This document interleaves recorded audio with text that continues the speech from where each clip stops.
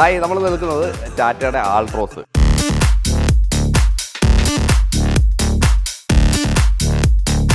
ആൾട്രോസ് എന്ന് പറയുന്ന വാഹനം 2020 നമ്മുടെ ഇന്ത്യൻ മാർക്കറ്റിൽ വന്ന വാഹനമാണ്. അതിൻ്റെ ഏറ്റവും ഫേസ് ലിഫ്റ്റ് വർഷം 2025 വന്നത്. ഇതിന് തൊട്ട് മുമ്പ് വന്നാൽ നമുക്കറിയാം ആൾട്രോസ് റേസർ എന്ന് പറഞ്ഞ വാഹനം വന്നിരുന്നു. അതിൽ നിന്നൊക്കെ കംപ്ലീറ്റ്ലി മാറി അതൊരു സ്പെഷ്യൽ എഡിഷൻ ആയിരുന്നു. ഇതിൽ നിന്ന് മാറി ഫേസ് ലിഫ്റ്റ് ആണ് ഇത്തവണ വന്നിരിക്കുന്നത്. ഒരുപാട് മാറ്റങ്ങളുണ്ട്. ഫ്രണ്ടിലെ അപ്പിയറൻസ് കംപ്ലീറ്റ്ലി മാറി. എങ്കിലും ആ ഒരു സ്ട്രക്ചർ മെയിൻറ്റെയിൻ ചെയ്തിട്ട് തന്നെയാണ് ഈ ഒരു ഫേസ് ലിഫ്റ്റ് കൊണ്ടിരിക്കുന്നത്. പ്രൈസ് ആദ്യം ഒന്ന് കാണിച്ചു തരാം. ഇതാണ് പ്രൈസിങ്. 6.89. ഇത് എക്സ്ഷോറൂം പ്രൈസാണ് കേട്ടോ, ഓൺ റോഡല്ല. നേരത്തെ വണ്ടിയായിട്ട് ഒരു 10-25,000 രൂപയുടെ വ്യത്യാസം പ്രൈസിങ്ങിൽ വന്നിട്ടുണ്ട്.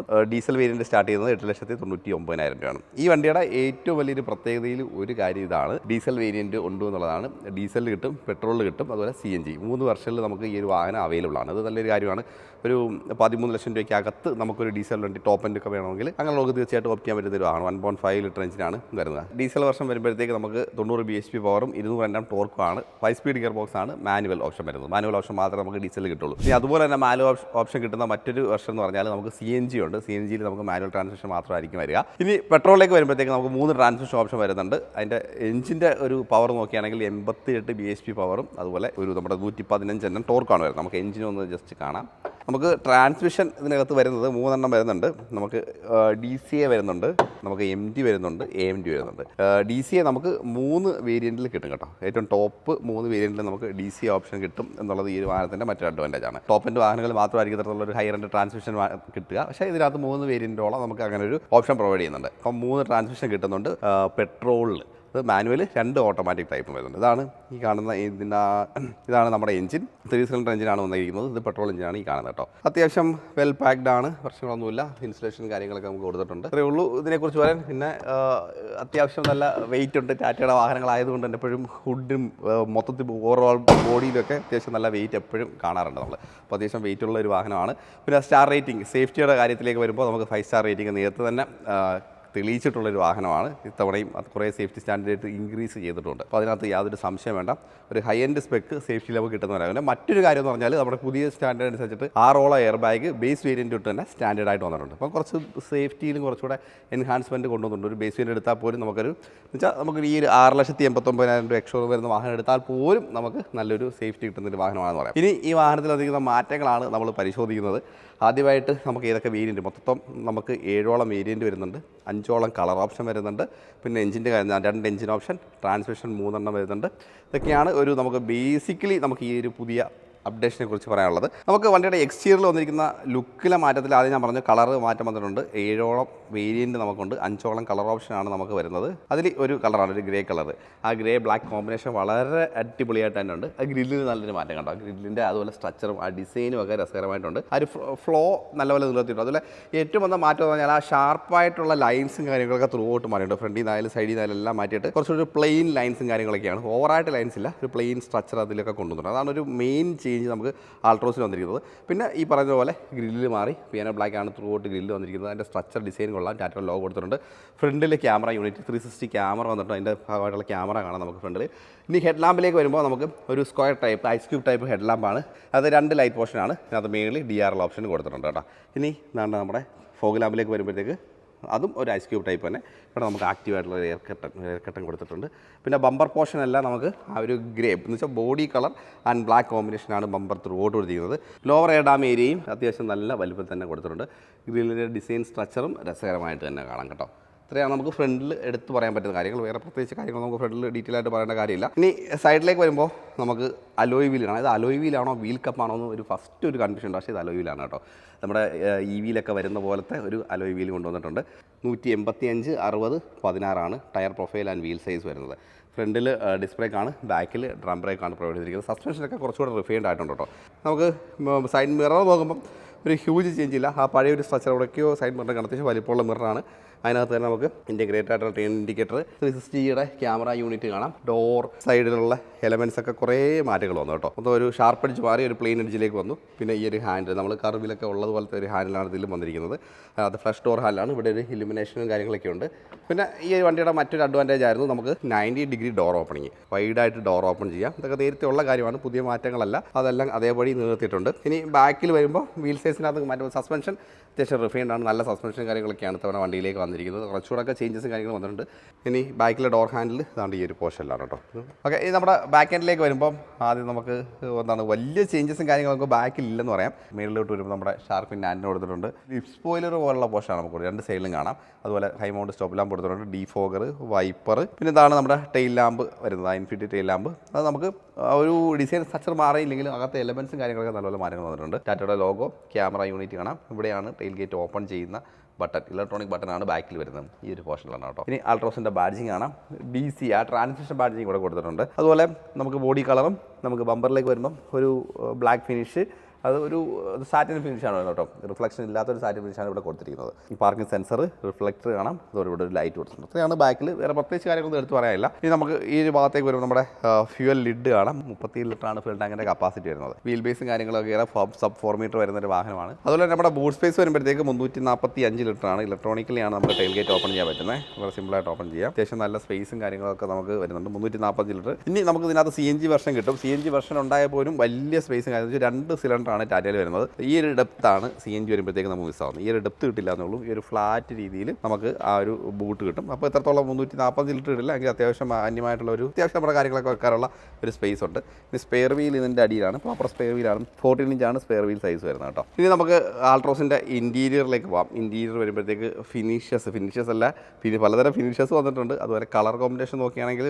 ഡാർക്ക് ബീച്ച് വരും, ലൈറ്റ് ബീച്ച് വരും, ബ്ലാക്ക്. ഈ ഒരു 3 കോമ്പിനേഷനിലാണ് കളർ തൂട്ടുന്നത്. ഡോറിലേക്ക് നോക്കുകയാണെങ്കിൽ ആ കളേഴ്സ് നമുക്ക് അതുപോലെ തന്നെ കാണാം. ഡോറിൽ ഭയങ്കര മാറ്റങ്ങളൊന്നുമില്ല. ആ ഒരു കളേഴ്സിൻ്റെ മാറ്റങ്ങളാണ് വന്നിരിക്കുന്നത്. ഡോർ ഹാൻഡിൽ അത്യാവശ്യം വലുപ്പമുള്ള ഒരു ഡിക്രം ചെയ്ത ഫിനിഷാണ് വന്നിരിക്കുന്നത്. ഇവിടെ നമുക്കൊരു സാറ്റിൻ ഫിനിഷ് വന്നിട്ടുണ്ട്. ട്യൂട്ടർ കാണാം, മിറർ കൺട്രോൾ, അതുപോലെ പവർ വിൻഡോ കൺട്രോൾസ്. ഇത്രയാണ് വരുന്നത്. ഇവിടെ ഒരു ഹാൻഡിൽ, ഈ ഒരു ആം റെസ്റ്റ് പോർഷൻ ഒരു ഫാബ്രിക് ഫിനിഷ് കൊടുത്തിട്ടുണ്ട്. ഇവിടെ 2 ബോട്ടിൽ ഫയലൊക്കെ വെക്കാനുള്ള സ്പേസും അമ്പറിൽ വെക്കാനുള്ള സ്പേസും കൊടുത്തിട്ടുണ്ട് കേട്ടോ. സ്പീക്കർ കാണാം.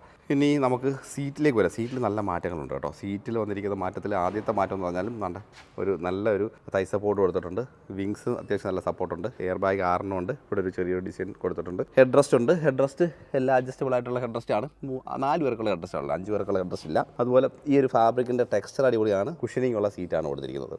ഹൈറ്റ് അഡ്ജസ്റ്റ് ചെയ്യാം. ബാക്കിയുള്ള അഡ്ജസ്റ്റ്മെൻ്റ് എല്ലാം കോമൺലി ഉണ്ട്. സ്റ്റിയറിംഗ് വീൽ വരുമ്പോൾ dual tone finish, black, dark beige. Right സൈഡിൽ നമ്മുടെ ക്ലസ്റ്ററുമായിട്ട് ബന്ധപ്പെട്ട കൺട്രോൾസാണ് റൈറ്റ് സൈഡ് ത്രൂ ഔട്ട് വരുന്നത്. ടോപ്പിൻ്റെ വരുമ്പോഴത്തേക്ക് നമുക്ക് ഫുള്ളി ഡിജിറ്റൽ ആയിട്ടുള്ള ഒരു ക്ലസ്റ്ററും കാര്യങ്ങളൊക്കെ. അതിനകത്ത് ഓൾമോസ്റ്റ് എല്ലാ കാര്യങ്ങളും ഇപ്പോൾ ബ്ലൈൻഡ് സ്പോട്ടും മോണിറ്ററൊക്കെ ഉണ്ട്. അപ്പോൾ നമുക്ക് റൈറ്റ് സൈഡ് ഇൻഡിക്കേറ്റർ ഇട്ടാൽ തന്നെ ബ്ലൈൻഡ് സ്പോട്ട് ഇതിലേക്ക് കിട്ടും. ഇത് വേണമെങ്കിൽ നമുക്ക് സ്വിച്ച് ചെയ്ത് നമ്മുടെ ഇൻഫോർട്ടൈൻമെൻറ്റ് സിസ്റ്റത്തിലോട്ട് മാറ്റാൻ പറ്റും. വളരെ ഈസി ആയിട്ട് സെറ്റിംഗ്സിലേക്ക് പോയി കഴിഞ്ഞാൽ ഈ ഒരു ഇൻഫോർട്ടൈൻമെൻറ്റ് സിസ്റ്റം നമുക്ക് നേരത്തെ അറിയാവുന്നതാണ്. ഇതിനെക്കുറിച്ച് ഡീറ്റെയിൽ ആയിട്ട് പറയുന്നില്ല. ആൻഡ്രോയിഡ് ആട്ടോ, ആപ്പിൾ കാർപ്ലേ തുടങ്ങിയ കണക്ടിവിറ്റി ഫീച്ചേഴ്സ്. 12.5 ആണ് ഇതിൻ്റെ സ്ക്രീൻ സൈസ് വരുന്നത്. ഇപ്പോൾ സെറ്റിംഗ്സിലേക്ക് മൂഡ് ലൈറ്റ് ഉണ്ട്. മൂഡ് ലൈറ്റിൻ്റെ കളർ നമുക്ക് ചേഞ്ച് ചെയ്യാൻ പറ്റും. ഇപ്പോൾ റെഡായി. ആംബിയൻ ലൈറ്റിൻ്റെ കളർ ഒരു വലിയ ഓപ്ഷൻസ് ഇല്ല. നമുക്ക് ചെറിയൊരു റെഡ് ആൻഡ് പർപ്പിൾ കോമ്പിനേഷൻ മാത്രമേ നമുക്ക് കിട്ടത്തുള്ളൂ. ഇപ്പോൾ മൂഡ് ലൈറ്റിംഗ് വരണമെങ്കിൽ നമുക്ക് അതിൻ്റെ ഒരു ഇത് മാറ്റാം. നേച്ചർ, ഓഷ്യൻ, ആ ഒരു ബ്ലൂ തീമിലേക്ക് കൊണ്ടുവരാം. അപ്പോൾ അവിടെ നമുക്ക് കളർ ചേഞ്ച് ചെയ്യാം കേട്ടോ. ബ്ലൂ തീമിലേക്ക് കൊണ്ടുവന്നു. അങ്ങനെ ജസ്റ്റ് ഒരു കുറച്ച് ചേഞ്ചസ് നമുക്ക് ഈ ഒരു ആംബിയൻ ലൈറ്റിങ്ങിൻ്റെ ഭാഗത്ത് കിട്ടും. പിന്നെ സെറ്റിംഗ്സിലേക്ക് പോയി കഴിഞ്ഞാൽ നമുക്ക് ഫുൾ കണക്ടിവിറ്റി, ഡ്രൈവർ അസിസ്റ്റൻസ് എല്ലാത്തിൻ്റെ സെറ്റിംഗ്സ് നമുക്ക് ഇതിനകത്ത് ചേഞ്ച് ചെയ്യാം. അതുപോലെ നമ്മുടെ നാവിഗേഷൻ കാര്യങ്ങളൊക്കെ നമുക്ക് ഈ ഒരു സ്ക്രീനിലും കിട്ടുന്ന രീതിയിലേക്ക് നമുക്ക് അഡ്ജസ്റ്റ് ചെയ്യാം. കാരണം ഈ ഒരു സ്ക്രീനിൻ്റെ കാര്യം പറയുമ്പോൾ വളരെ സെൻസിറ്റീവ് ആയിട്ടുള്ള സ്ക്രീനാണ്. ആ ഒരു പർപ്പിൾ കോമ്പിനേഷൻ ആണെന്ന് തോന്നുന്നു കുറച്ചുകൂടെ ബെറ്റർ ആയിട്ട് ആപ്റ്റ് ആവുമെന്ന് വെച്ചാൽ ഒരു ഓൾമോസ്റ്റ് എല്ലാ കളറുമായിട്ട് ആപ്റ്റ് ചെയ്യുന്നത് ഈ ഒരു പർപ്പിൾ കളർ തന്നെയാണ് കേട്ടോ. നമ്മുടെ സ്ക്രീൻ സൈസിനെ കുറിച്ച് നമ്മൾ പറഞ്ഞില്ല. 10.25 തന്നെയാണ് ഇതിൻ്റെ സ്ക്രീൻ സൈസും വരുന്നത്. അടിപൊളി ഡിസ്പ്ലേ ആണ് കേട്ടോ. ഓൾമോസ്റ്റ് എല്ലാ കാര്യങ്ങളും നമുക്ക് കിട്ടും. ഇപ്പോൾ ഇൻഫോർട്ടൈൻമെൻറ്റ് സിസ്റ്റത്തിൽ ഉള്ളതുപോലെ തന്നെ. അപ്പോൾ ഇതിനകത്ത് മറ്റൊരു 360 ക്യാമറയുണ്ട്. അത് അത്യാവശ്യം കണ്ണം കളിച്ചുകൊണ്ടിരിക്കുക കേട്ടോ. 360 ക്യാമറയിൽ അത്യാവശ്യം നല്ല എല്ലാ സൈഡിലുള്ള വ്യൂസ് കിട്ടും. ഉണ്ടോ ബാക്കിൽ ആൾ വരുമ്പോഴത്തേക്ക് സെൻസറിൻ്റെ സൗണ്ടും കാര്യങ്ങളൊക്കെ കിട്ടും. കണ്ടോ നമുക്ക് എല്ലാ സൈഡിൽ നിന്നുള്ള വ്യൂ കാര്യങ്ങളൊക്കെ കിട്ടും. അത് നല്ലൊരു കാര്യമാണ്. നല്ലൊരു വ്യൂ ആണ് കേട്ടോ. നല്ല അത്യാവശ്യം നല്ല HD ഡിസ്പ്ലേ തന്നെയാണ്. ഡിസ്പ്ലേ ക്വാളിറ്റിയിലൊന്നും പ്രശ്നമൊന്നുമില്ല. 2D വ്യൂവും 3D വ്യൂവും രണ്ടും കിട്ടും. പിന്നെ ഫ്രണ്ട് വ്യൂ മാത്രം കിട്ടും, ബാക്ക് വ്യൂ മാത്രം കിട്ടും. എല്ലാ വ്യൂ എടുക്കാൻ പറ്റുന്ന ഒരു നല്ലൊരു ഡിസ്പ്ലേ ആണ്. നല്ലൊരു സ്ക്രീനാണ്. ഫ്ലോട്ടിംഗ് പാറ്റേണിൻ്റെ സ്ക്രീൻ കൊടുത്തിട്ടുണ്ട്. അതിൻ്റെ പ്ലേസ്മെൻറ്റും അലൈൻമെൻറ്റും കാര്യങ്ങളൊക്കെ രസകരമായിട്ട് തന്നെയുണ്ട്. ഇത് നമ്മുടെ AC-യുടെ കൺട്രോൾ യൂണിറ്റാണ് ഈ കാണുന്നത്. ഫെദർ ടച്ചാണ് ത്രൂ ഔട്ട് വരുന്നത്. ഇതിനകത്ത് 360-യുടെ വരുന്നുണ്ടോ. 360 ക്യാമറയുടെ കൺട്രോൾ ഇവിടെയാണ് വരുന്നത്. ലോക്ക് അൺലോക്ക് ഇവിടെ വരുന്നുണ്ട്. പിന്നെ ഇത് എക്സ്പ്രസ് കൂളിംഗ്. നമ്മുടെ ടാറ്റയിൽ പല വണ്ടിയിലുള്ള കാര്യമാണ് എക്സ്പ്രസ് കൂളിംഗ്. ഒറ്റ ബട്ടണിൽ തന്നെ നമുക്ക് പെട്ടെന്ന് ഈ ഒരു ഡോർ, ഈ ഒരു വിൻഡോ ക്ലോസ് ഡൗൺ ആയിക്കോളും. എന്നിട്ട് ആ ഒരു എയർ എടുത്തിട്ട് പെട്ടെന്ന് ഫാസ്റ്റ് കൂളാവും. ഇതാണ് ഈ എക്സ്പ്രസ് കൂളിങ്ങിൽ വരുന്നത്. അപ്പോൾ ബാക്കി എല്ലാ ഫംഗ്ഷനും നമുക്ക് ഇവിടെ ഉണ്ട്. എല്ലാം വളരെ ഈസി ആയിട്ട് AC ഓഫ് ചെയ്യണമെങ്കിൽ വളരെ സിമ്പിളായിട്ട് ഓപ്പറേറ്റ് ചെയ്യാം. അപ്പോൾ ഇത് ഒരു കാര്യം, ഈ ഇലുമിനേഷൻ കാര്യങ്ങളൊക്കെ വണ്ടി ഓഫ് ചെയ്യുന്നതോടുകൂടി കംപ്ലീറ്റ് ആയിട്ട് നമുക്ക് കാണാൻ പറ്റാതെ ഇപ്പോൾ വണ്ടി ഓഫ് ചെയ്ത് കാണിക്കാം കേട്ടോ. വണ്ടി ഓഫ് ചെയ്തപ്പോൾ തന്നെ കണ്ട ആ ഒരു ഇൻഡിമിനേഷൻ ഫുള്ളി പോയി.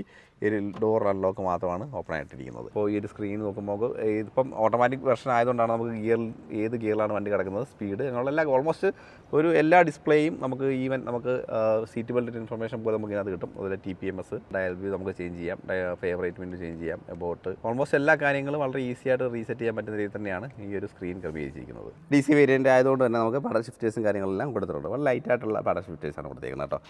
ലൈറ്റ് കൺട്രോൾസ് നമുക്ക് ഓട്ടോമാറ്റിക് ഫംഗ്ഷനോ കാര്യങ്ങളൊന്നും വരുന്നില്ല, നോർമൽ ലൈറ്റ് കൺട്രോൾസ് ആണ് വരുന്നത്. പുഷ് ബട്ടൺ സ്റ്റാർട്ട് വരുന്നുണ്ട്. AC വണ്ടിൻ്റെ ചുറ്റുമായിട്ട് ഒരു ഡാർക്ക് ബീജ് ഫിനിഷ് പോകുന്നുണ്ട്. ഇവിടെയൊക്കെ ആ ഫിനിഷ് ഒരു ടെക്സ്റ്റൈഡ് ഫിനിഷാണ്, റിഫ്ലക്ഷൻ ഒന്നും വരാത്ത ഫിനിഷാണ് കൊടുത്തിരിക്കുന്നത്. ഇനി ഇങ്ങോട്ട് വരുമ്പോൾ ക്ലസ്റ്റർ അത്യാവശ്യം ബിഗ്ഗായിട്ടുള്ള ക്ലസ്റ്ററാണ്.